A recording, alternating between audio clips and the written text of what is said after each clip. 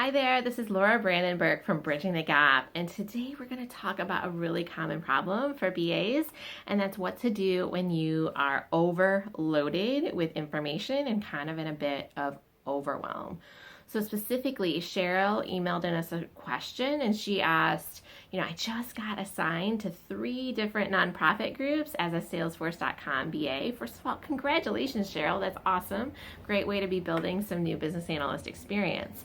So, but what do I do, right? So how do I manage all this information that's coming as part of all these really juicy projects?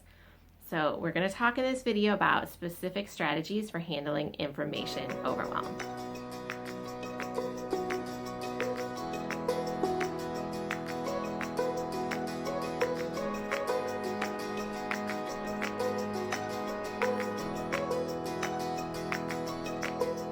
Okay, so let's dive right in. So the first thing is really simple. Just go ahead and create yourself some folders for each client and each project, right? Or each project, however, kind of the main categories of work that you have to do right now. Create folders, and you want to do this both in your document management system, most likely just the file system on your computer, and in your email software, so that as you get emails from people about a project or with information about a project, you can file them into those folders. And as you do that, you'll probably create some subfolders for different areas so that you can find them again more easily if you need to, but just make sure you're filing those away into the appropriate folders. Also helps take that overwhelm out of your email box. When I stop doing my filing, I look at my email and it's like crazy instead of just having to deal with the new emails that have come in. And then as you get important attachments in your email, also be sure to save them over to that appropriate folder. It's a lot easier to find that way instead of having to sift through your email every time you're looking for a document. Okay, so basic organization strategy there. The next thing is looking at a couple of key documents that are going to help you actually manage the information. And these are documents you can create. So you want a stakeholder list for each project. Who's who? What do they know about? What department are they in? What's their email address? I mean, that's probably going to be in your email software, but just kind of their contact information, how to get in touch with them, their communication preferences if you know it, and what kind of areas they're responsible for on the project. Meeting notes. So as you go into meetings, don't just scribble down your notes. Actually type up your notes, store them away. That will help you really solidify what you learned in any given meeting, and also help keep a record of what you learned and what you've found out and what issues you have to manage, or what is going on with that project.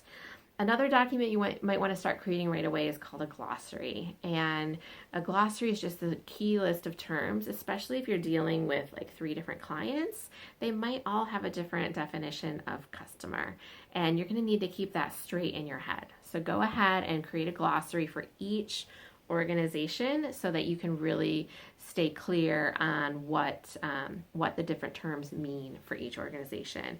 And finally, you're going to want to start some sort of a features list or request list. So why are they having a Salesforce.com BA? That's exciting. They probably have some changes they want. So start keeping a list of those changes as they come up in those early meetings, and that will help you kind of get into proactive mode, which we're going to talk about in a bit. So, but the next piece, before we talk about getting in proactive mode and the way that you turn information overwhelm into structure and clarity and organized information as a business analyst, is your time management system. So you really need to be thinking about 3 projects is a lot to juggle at a time. Some BAs juggle more than that. They have a bunch of little projects, which is really challenging to manage as well. But even 3 big projects, that's a lot to manage. And it's going to be natural to be kind of pulled from one to the other and kind of feel I dropped the ball on this one while I was working on this juicy thing on this other one. So you want to really get a system down where you're looking at what are the key milestones for each of your projects, what are the things that you need to be working on to set those projects up for success, what are the key meetings, get your calendar organized, your schedule organized, What are your next steps? And you want to be revisiting your to-do list weekly and looking at each of those projects, probably having a part of your to-do list, making sure you're making consistent progress on each of those projects, whether it's scheduling the next week's meeting or preparing a requirements document or typing up notes from the last meeting. Just make sure you consistently have those action items captured, and you're looking week to week about how to keep each of those moving forward. Okay, so now let's talk about taking ownership of all this information, because the thing is like information overload isn't really productive.